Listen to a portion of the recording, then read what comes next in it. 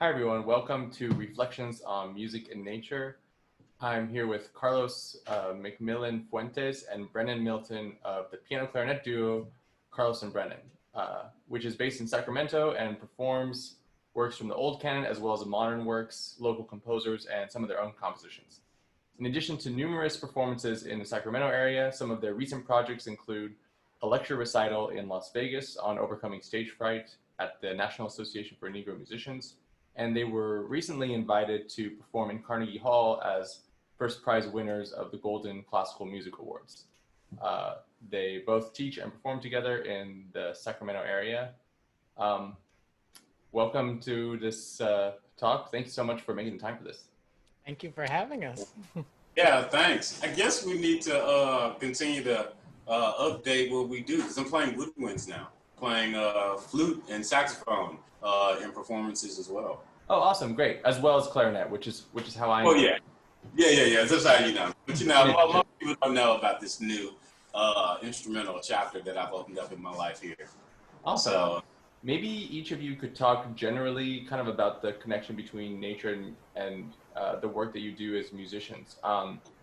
So like, if we've, on this series, we've had like a lot of different ways that people have thought about this issue, and there's so many different ways to think about the phrase nature, which is kind of a complex word. So how does it relate to the work that you do? Maybe Brendan, we can start with you. Earlier this year, we took on a project with the Crocker Art Museum where we presented an idea where we would create a program around the landscape paintings of the artist Granville Redmond. And if we want to think about nature as the greenery, the grass, the trees, the plains, the rivers and lakes and things like that, then music has certainly done a great job of invoking that in lots of different traditions.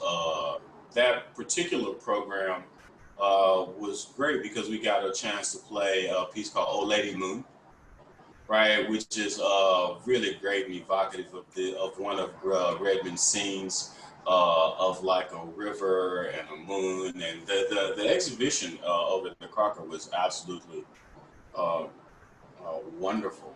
Yeah, that program was a lot of fun to put together, and we sort of approached the topic of nature from a couple of different perspectives.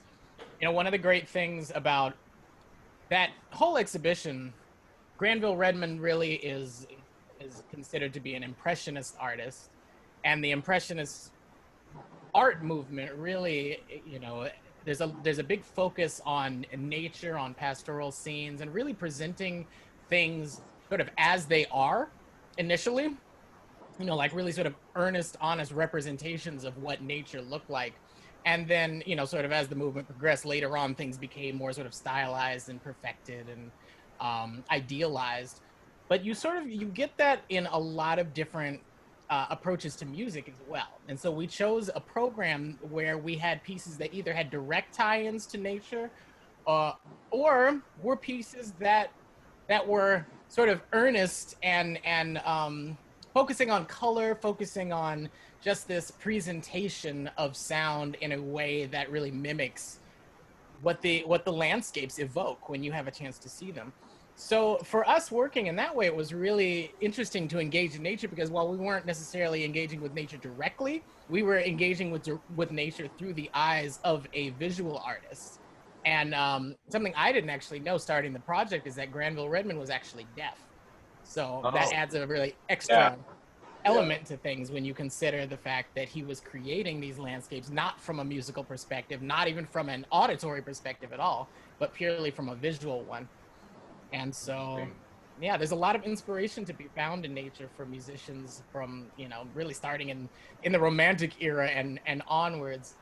And, on a personal note, nature has always been a sort of refuge for me and a source of inspiration, a way to sort of escape the mundane ins and outs of days and, carrying on with routine and work and even social interaction sometimes can be exhausting, and nature is a really nice way to sort of escape from all of that and get back to the source and back to the roots of who you are. Yeah, especially now where social interactions are usually like this on a Zoom call. It's very Right. refreshing to have, yeah, to have nature to kind of recharge and think. I feel the same way myself. Um, so that program sounds like a really interesting program. So he's an impressionist painter, um, and painting, you know, in the European style, but he's Californian, so they're all like scenes of the California, Northern Yeah. California, or I don't know, wherever, all across California. I was looking through some of his paintings and like, yeah, you know, all those places are very familiar. So, and this was a program involving the Robin Fischer, who's a soprano as well. So text was an aspect of that. I'm wondering, like, you know, there are pieces relating to nature that are just interesting for you, but how did you go about pairing that with like this painter specifically? Well, this particular project is a project that I very much enjoy working on because it gets me into the museum. And so what I usually do is I take, you know, the exhibits, you know, that are there and a lot of the things that are happening elsewhere, because they have the rotating exhibits that you can create programs around as well. And I just go and look.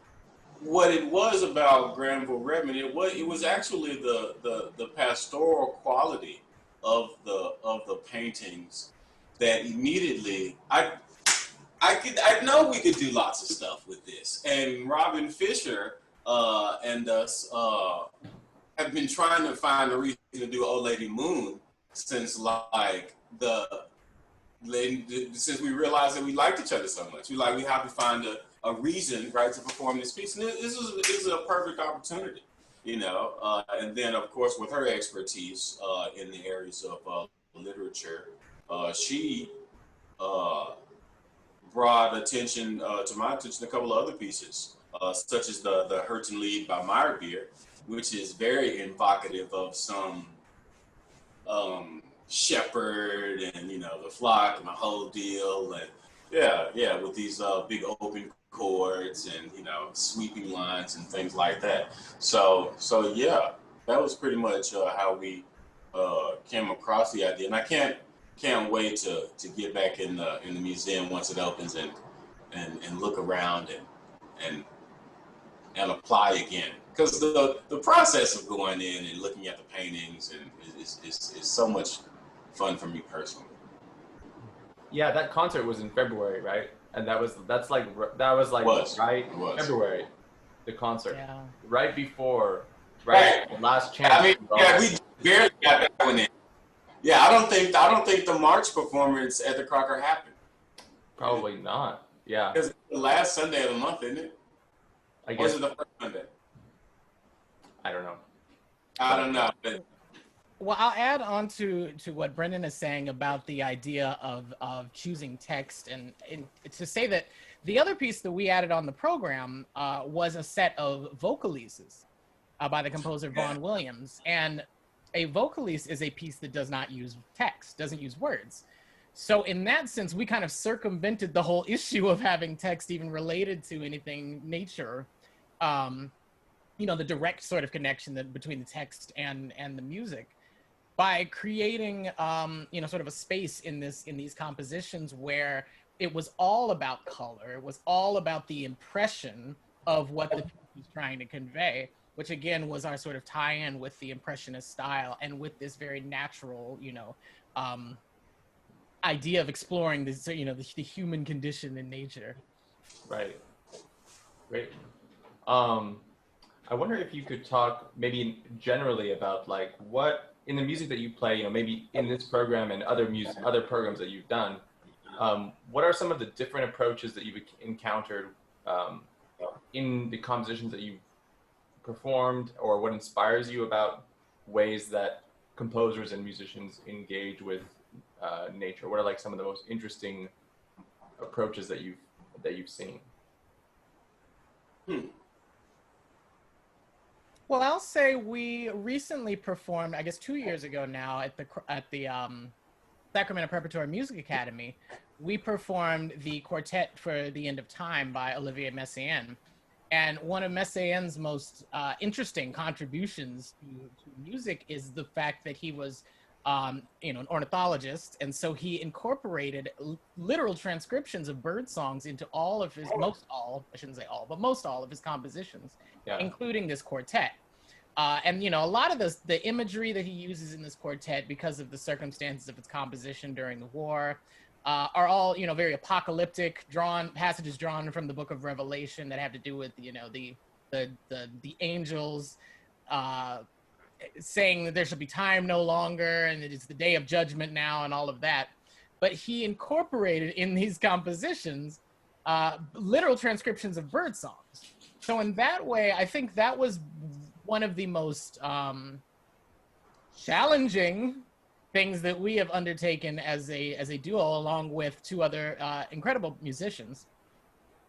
And it was, it was challenging in terms of the rhythm, in terms of the harmony, the harmonic language it's not, it's inimitable because it's drawn directly from nature. But that was one of the things that really drew us to the work, was that, that element of unfamiliarity, of something that was different, a different way of approaching nature, as opposed to just, love him, but as opposed to like Beethoven in his Sixth Symphony, how he paints these sort of pristine images of nature that are very palatable and very pleasing to our sensibilities. But a B flat major triad or whatever doesn't necessarily come directly out of nature in that sense. It's not like he went to the park and heard B flat major chords. Right. It's like the pastoral, right, which is like what you were talking about with the program you did at the Crocker. And then, in Messiaen, it's not pastoral at all. It has religious qualities, and and it has this apocalyptic feeling. The birds, Well, I think that we should take into consideration the conditions under which those two pieces of music were written. I think that Beethoven, in his time when he was writing the Sixth Symphony, probably could have found himself in quite a large amount of privilege.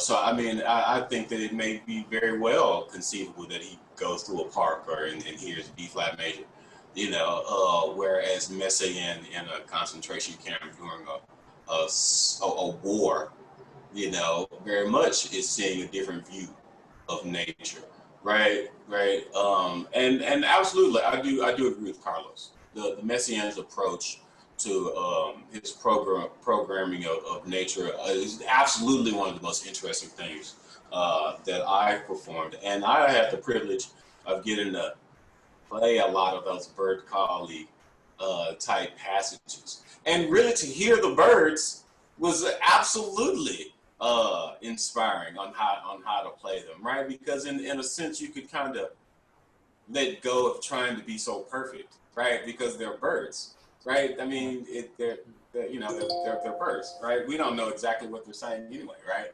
So, I mean, if you get close, I'm pretty sure people are, not particularly, upset, because we can only, I think, approximate what we can actually observe in nature anyway, right? Because our brains are not meant to give us an accurate representation of what's beyond ourselves, because it's not necessarily useful.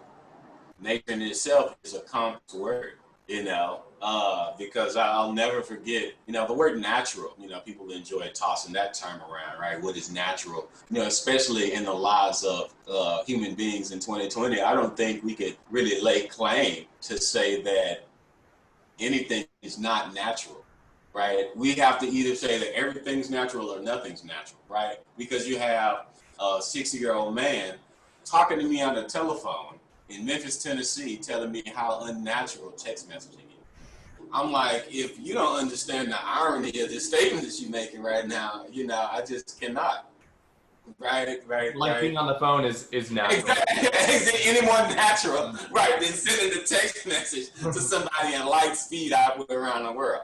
Okay, and then that's where I kind of have my little personal interest, right, which tends to be the nature of men's psychology and their brains, right, because that's where so much of the music making begins, right, on the inside, right, and the desire to express oneself in some artistic way. We really should have as much of a view of the inner nature of men as we do on the outside. There very well may be some musical genes in my family, because everybody in my family is musical to some extent, right, and then maybe my natural nature, is to play music. One reason why I may have given up a much more lucrative lifestyle, in order to become, a musician, So, yeah, and getting up on stage, trembling and all this kind of stuff has definitely given me great interest in what happens, inside. Right. Well, and something you said before about like the term of nature, like what's natural or not natural. That phrase is weaponized a lot. Like It this is natural, this is not natural. It's like absolutely. Like what's natural or not natural. Like, yeah, I don't know. Yeah. Especially as it pertains to social interactions between people. But I think the word itself is very much akin to the word normal. Which really just talks about what we can observe that happens most often. And I think that in that way that we could probably just think about nature as just the way that we observed something before that we knew that there was anything before that. Yeah. Speaking apocalyptic, which we were talking about earlier with this quartet, as we're talking right now, California is on fire, and there's and once again. So right. This is where we are at this moment. That's what nature is at this moment. And I wonder, both of you are very interested in nature, and as am I. And so I wonder, like, how does the ecological crisis that we're in, how has that impacted your view of nature and the way that you think about nature, the way you think about music? It's made me appreciate it a lot more. It's made me really appreciate the other things of nature besides people, trees and, weather patterns and insects and animals and the way their little ecosystems interact with each other. It's made me that's something that's always been interesting to me. But as I've watched in the last decade or so, as the alarm bells have started to ring when it comes to climate change, and some scientists say we're already past the point of no return and it's just all downhill from here. Others are arguing maybe we still have a slim chance to be able to mitigate some of the change. It really helps me to appreciate and understand that the Earth's power of self-regulation, the way that even though we've put all of this CO2 into the atmosphere and we've done all of this damage to the forests and all of that, there's always, when one thing shifts, there's an equal and opposite thing that shifts somewhere else. There's something else that, there's certain species of animals, for example, are going extinct, but then there's other species of animals that are thriving in this, in this environment, are absolutely capitalizing on the heat, capitalizing on the weather patterns, the dryness, to be able to, multiply in great numbers and to be able to kind of rise to the occasion. And unfortunately, a lot of those creatures aren't things that we really want to have around, People are, discussing about the plagues of locusts that are decimating parts of the world right now, and the food supplies in Africa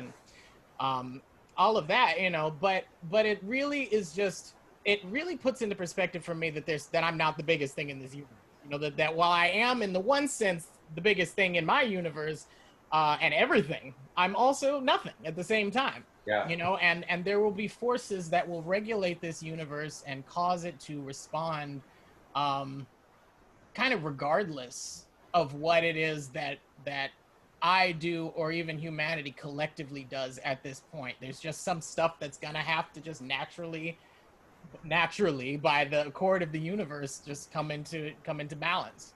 So what that looks like may not be so great for us, though. When we're talking about supercell thunderstorms and extreme weather.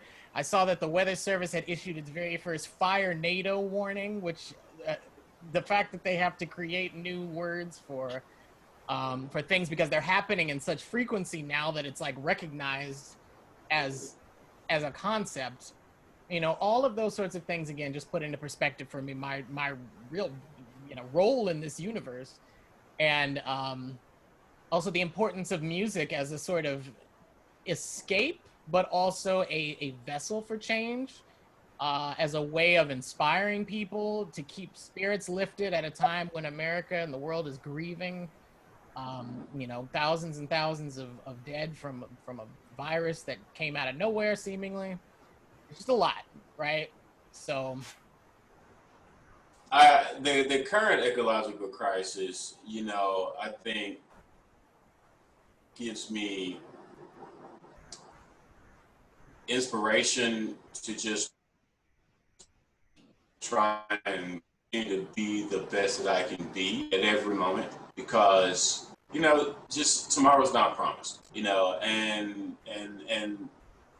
the tragedies that are currently unfolding are, for better or worse, a constant reminder of that, you know. And I also go back to the inner nature, you know, of man.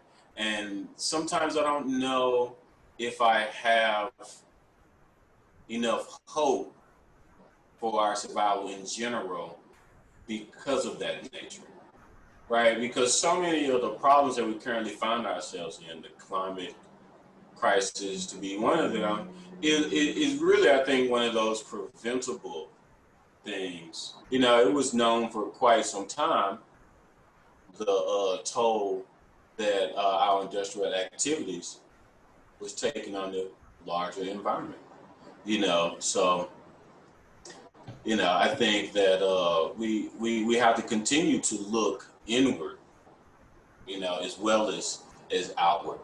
You know, just like they've been saying in the Democratic National Convention.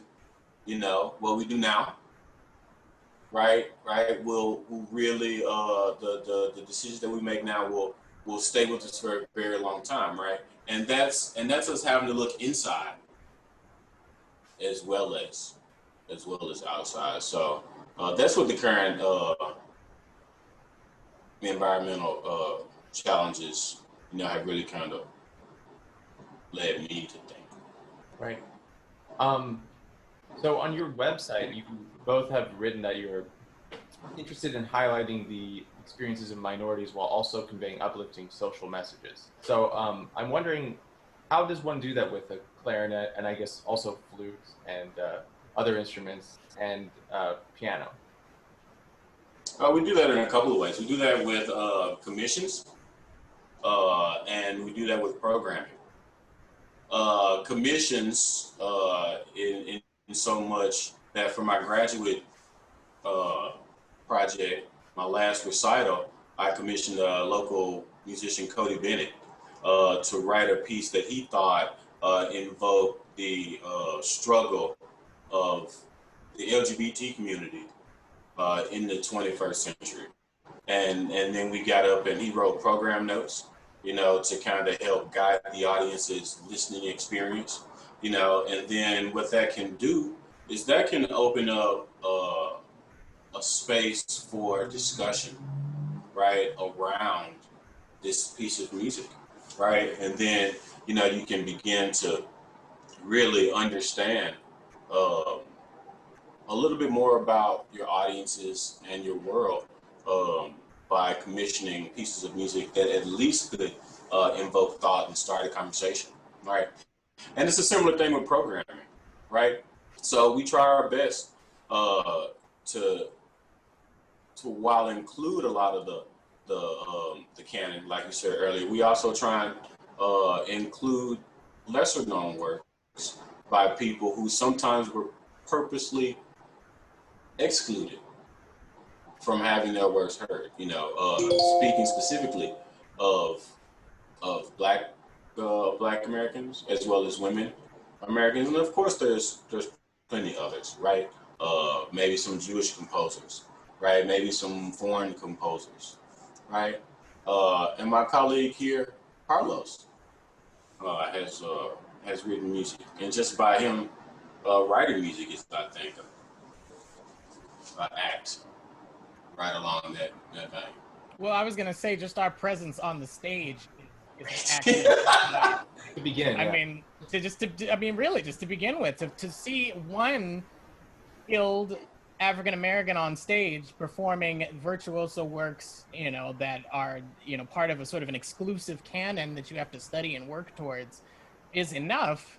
But then to have two in the same program on the same concert who are performing together and mastering these masterworks is powerful.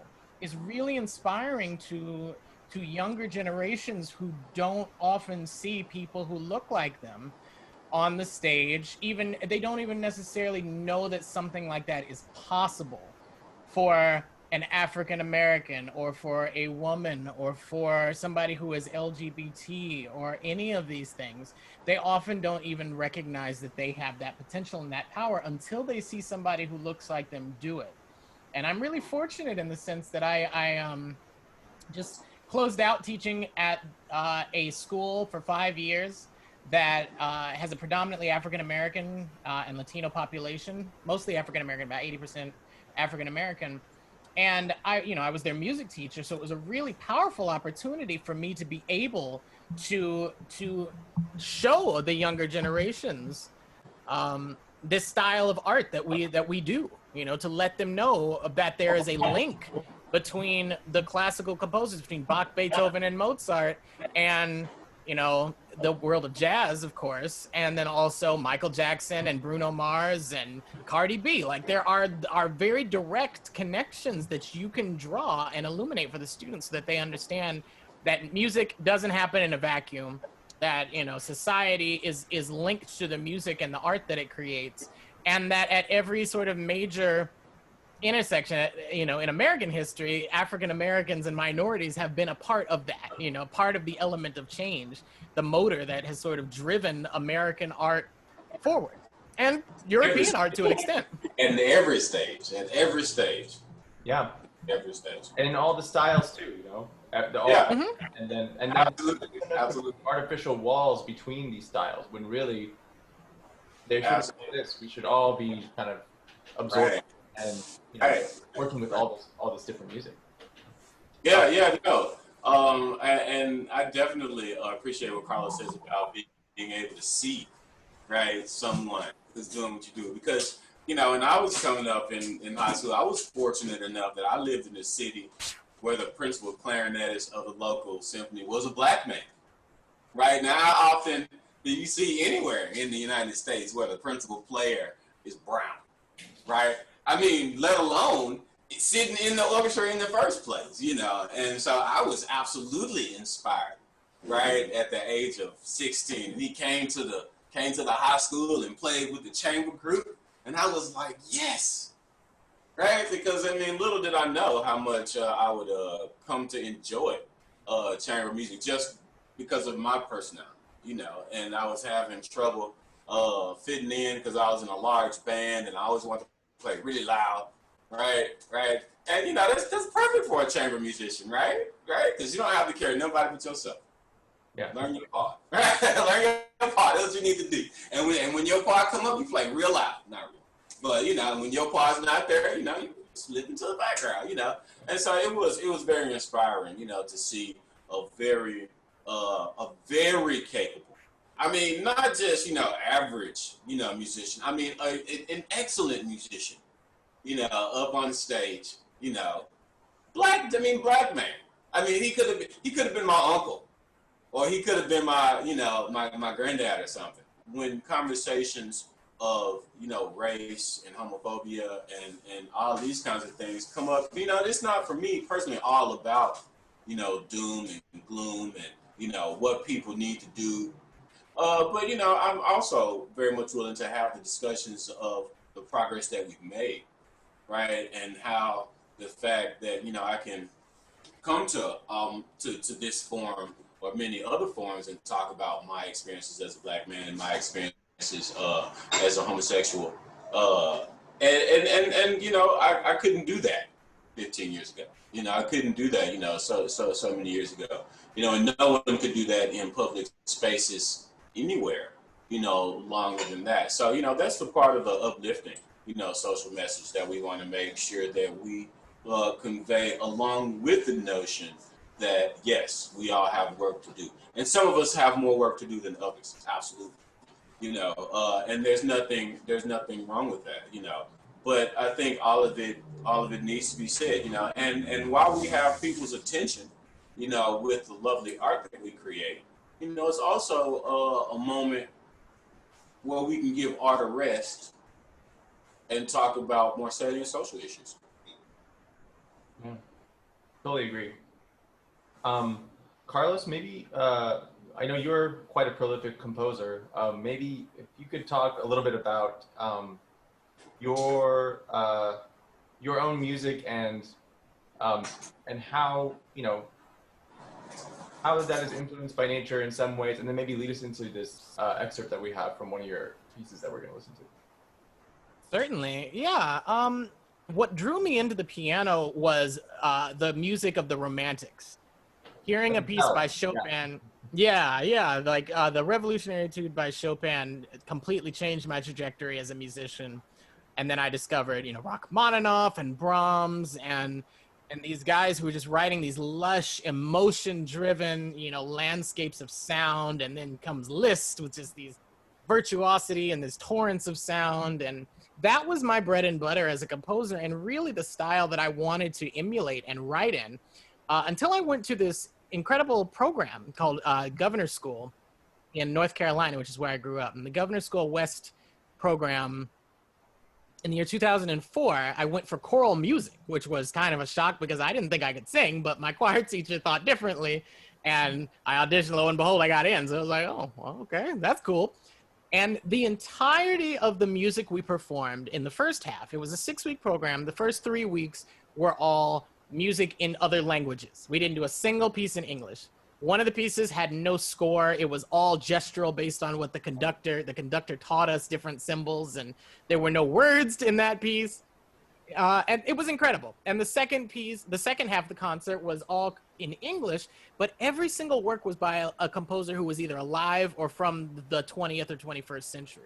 It was all, modern contemporary pieces that really opened up my ears to different sonic possibilities. So since that time, even though I've stayed kind of true to that romantic base, I haven't really been afraid to explore, aleatoric writing or, pushing harmony in a way where it borders on atonality and experimenting with borrowing chords and ideas from jazz music and incorporating them, or ideas from pop music. My compositional style is really an homage. It's sort of a love letter to all the music that I listen to and that I enjoy. So like I said, there's definitely a sort of romanticism at the base, but it really incorporates a lot. And, for the Romantics and for myself, like I mentioned earlier in the program, nature is a huge source of inspiration. I've written quite a number of compositions that either are explicitly about nature, like my piece Night Poem, or I have a piece that's called The Cricket Dreams, which is actually, it's inspired by a dream, but it was a dream where I saw a cricket in a rainstorm floating on this leaf in a stream. And so I tried to portray nature from the perspective of the cricket as like this sort of exalted, almost holy place.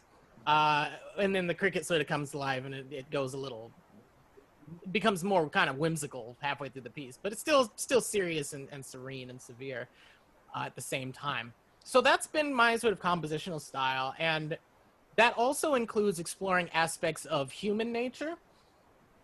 Like every composer, I've, been in love and had my heart broken or something, just the whole idea of belonging and wanting, companionship and being lonely, all of that sort of stuff. Those sort of raw emotions that a lot of the great composers from the 1800s and 1900s wrestled with. It's just a part of being alive. You're going to have your heart broken eventually. So I wrote a piece that was entitled Silentium Amoris. And the title is in Latin, but it's a setting of a text by Oscar Wilde. who wrote this incredible, you know, of course, very prolific writer. It became the starting point, or the sort of compositional seed of a 3-movement composition called Silentium Amoris, which traces, the first movement is all about seduction and just the sort of immediate response that you get when you are attracted to somebody, that immediate sort of high, followed by infatuation, where things just aren't quite right, and rhythmically things don't quite sit, harmonically things are kind of floating off into somewhere else. You can sort of sense the degradation of hope almost really through that movement. And then the last movement, I incorporate a soprano. So the piece is for piano and clarinet, but in the third movement, I incorporate a soprano who comes on stage and actually sings the text, Silentium Amoris. And the first complete premiere of the piece, I had a good friend of mine, Forrest Hinton, actually dance on stage with the third movement as well. So there was a visual aspect that happened as well. It was incredible. And we'll listen to the beginning of the whole piece, but I want to just ask, like, there's a lot of very intense clarinet writing in this piece. Dude, I love this piece of music. Yeah, I'm curious. Did you work with Brennen at all? It's very virtuosic for the clarinet, I think. So what's funny, this is just one of those little happy miracles that happens just when you are, I think, honestly, when you are just, you know, committed to your vision as an artist and committed to something, right? Things just start to kind of work out sometimes. So this was actually the very first piece that I wrote for clarinet. And I wrote it, I was friends with a clarinetist who was just this virtuoso musician, incredible performer. And he kept telling me things like, no, write more high notes. Like, I want more high notes. I want more high notes. One of those people, make it harder. Yeah, make it harder. Like, just keep doing more with it. So I kept pushing myself because I am not a clarinetist. I'm not a woodwind player at all. I play piano and I sing. But I kept trying, you know, creating more and more things. And I just kept pushing the writing further and further. One of the sort of senior members in the graduate program at my university thought that the writing was absolutely just like perverse for the clarinet and did not like the piece at all, and told the performer so. Like, I don't like that composition. What he did with the clarinet was awful, like totally, which at the time kind of hurt me. But now, you know, 10 years later, I'm like, yes. Like, the point is, so I wrote this virtuoso piece for clarinet, and wouldn't you know it, by some beautiful twist of fate in this universe, Brennen Milton entered my life, who is a virtuoso clarinetist, and who was not only able to perform this piece, but really to just master it and to finesse passages that are not easy to play in the very extreme registers of the clarinet. There was one point when I even considered like having parts of the piece using E-flat clarinet to access those high notes. But I think there's something about having this whole piece being done on the B-flat clarinet, which is just like, it's just very satisfying, you know. Really, you know, waiting until the third movement to bring in the actual text allows the emotional impact of that second movement and the first movement as well to really speak. You know, kind of gives things their place, and then in that third movement, it kind of like coalesces into something. Yeah, now this piece of music was absolutely very fun to work on because Carlos is not afraid to write for the clarinet. You know, I mean, the high notes, when I first saw the piece, and I'm just like this in general, you know, when I first see stuff, it's kind of like, whoa, that's kind of a lot. But then, you know, when I got into it, you know, his harmonic language is just so rich, you know, and it's really satisfying to really get to play and really try and twist those high notes into this, you know, harmony that just really requires a certain something, you know, and it was very good. I was very, very happy. Yeah, it's interesting. I think that like having the clarinet play that high on this B-flat clarinet, very expressive too. You know, like it's a piece about unrequited love, and it's like, and that's a particular, you know, yeah. It's very near and dear to my heart. So I got a lot to say on the topic. Yeah, and I was absolutely, you know, ready to let the ears bleed of every dude that was like, no, I want you. You know what? Come get my notes. How about that? Well, I will also throw in, I will say this piece came at a time when I was really, really interested in the music of Prokofiev And he is definitely somebody who is not afraid of extreme gestures. And, you know, his wit is very incisive in his writing. So you have, especially in his piano pieces, you know, in the concerti and in the sonatas, there's just this extreme, you know, writing sometimes. It's very virtuoso and very difficult, but also extremely expressive. You know, he has a very, very unique voice.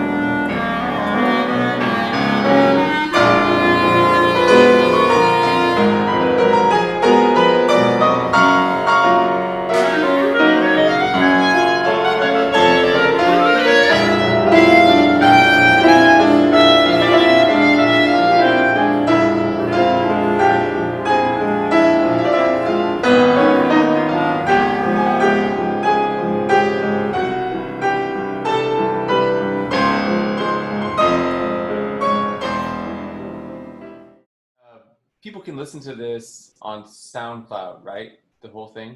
Or Yeah, I have a recording of the piece up on SoundCloud. That particular recording has not yet been posted online. That recording that's on SoundCloud is actually from the premiere. It's the first complete performance of the piece. So that was back before Brennen and I had the beautiful privilege of meeting each other. Okay, cool. So someday this recording will be available. But yes, still, you get to hear those high notes, which happen actually probably like later in the piece, I think. Way late. Yeah.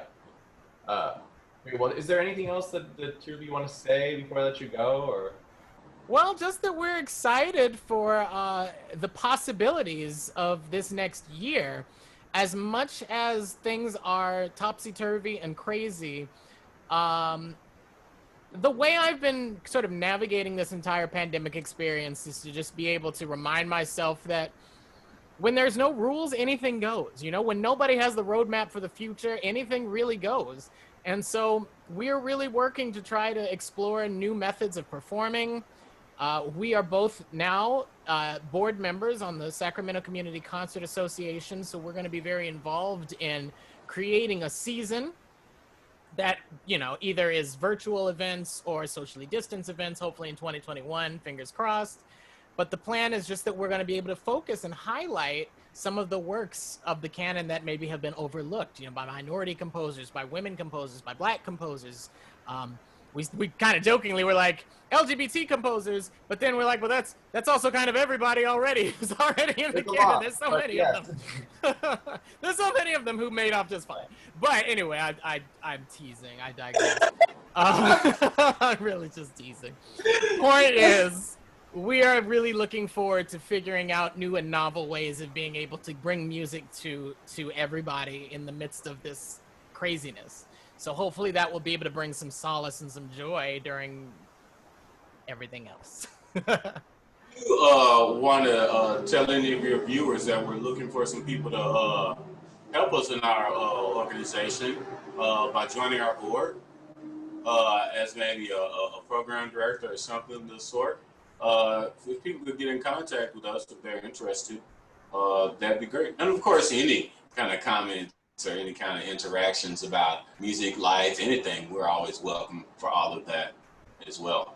Awesome. And I personally say thank you for inviting us to do this interview. I always feel so very special when great musicians such as yourself want to interview or speak with little old me and my lovely colleague. We're very I really appreciate you guys doing this, taking the time for this. It's really fun to talk to you. It's nice to see your faces. I hope we get to see you not too long. I'll put a link below in the video description to direct people to that. What you were just saying to get in touch about helping out and this kind of thing. Yeah, you can direct people to our website and they can get in contact with us there. Carlos and Brennen. Awesome, perfect. Carlos and Brennen, it's been a pleasure. Thank you so much for doing this. Thank you for having us.